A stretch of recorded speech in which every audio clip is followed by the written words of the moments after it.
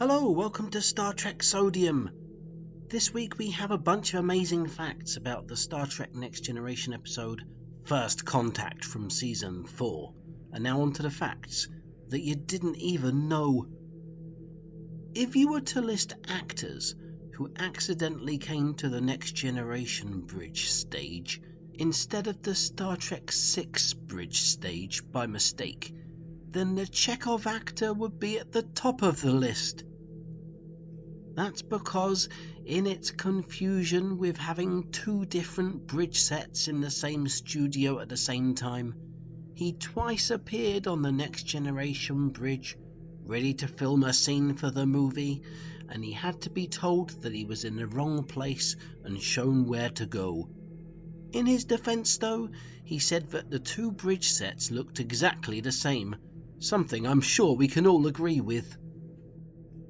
First Contact, of course, is a remake of the upcoming Star Trek movie First Contact, in which early plans were for Arnold Schwarzenegger to play the Borg Queen.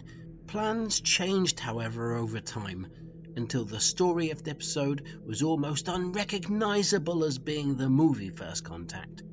The only vestiges of the link between the episode First Contact and the movie First Contact were the actors being the same, and of course the side plot with the sulfur Martians. Rick Berman was inflamed when the Riker actor possibly arrived ready to film the episode with a critically damaged uniform. The actors are not supposed to take their costumes home, but in an utter act of defiance, he allegedly took it home so that he could dress up nicely for a large family barbecue. While serving food from the burning hot grill, a thickly coated in barbecue sauce piece of chicken fell down the front of his Hensing uniform, smearing it with delicious flavour and searing burn marks into it that just wouldn't wipe off, no matter what. Being excited for Christmas is a normal occurrence for most actors, but the Data robot actor, Spiner, was letting the excitement interfere with the quality of his work. As you might know, Data is supposed to be an emotionless android who shouldn't be smiling, and yet the director had to give the Crucid actor a good dressing down about his festive smile.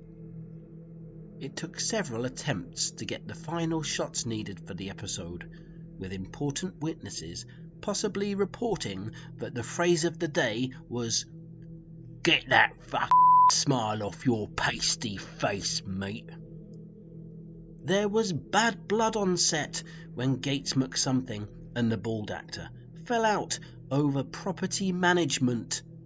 As everybody worth their salt knows, doing a house share was tenuous at best of times for actors, but when McSomething refused to pay her share of the monthly service charges for the property, tempers flared on set, which was only overcome when Michael Piller possibly agreed to pay the service charges himself to defuse the situation.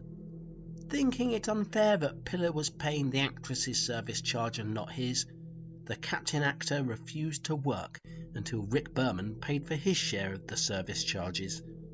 Sometimes the truth couldn't be further from the truth. Due to an honest mix-up with the date, because of the disparity between the US and UK written date formats, whereby the Americans get it completely wrong every time, confusion about the episode's air date led to it not being included in the original airing of Season 4 at all. Only 25 episodes were aired. This soapy episode was only first aired upon the show's first reruns a year later. It's a miracle that this episode ever made it to the silver screen after this date mix-up nightmare. We all know that this episode is called First Contact, but did you even know that before this was the name of the episode, there were other episode names on earlier versions of the script? Other names that the episode nearly had include The First Meeting, The Return of the Borg, The Trepidatious People, Planet of the Migers, Miger People, Miger Rebecca, Volatile Conduct, Volatile Louise, Rabshanks, and the Combat of the Volatile Miger People Rabshank Rebellion. The name that was eventually chosen, though, was First Contact, which is the name of the episode if you can be bothered to look. Returning from the short mid-season break was hard for young bird enthusiast Marina Citrus. During her 2 weeks off, she had allegedly began breeding slugs as food for the many birds that she keeps. But she had learned the hard way that keeping slugs under control was easier said than done. Her first mistake was trying to keep the slugs in a disused bird cage. They simply escaped through the gaps, which she apparently hadn't foreseen, even after consulting with a famous Hollywood clairvoyant. Thanks for checking out my facts of First Contact. This is exactly halfway through the Next Generations. We've covered facts for exactly half of Star Trek Next Generation.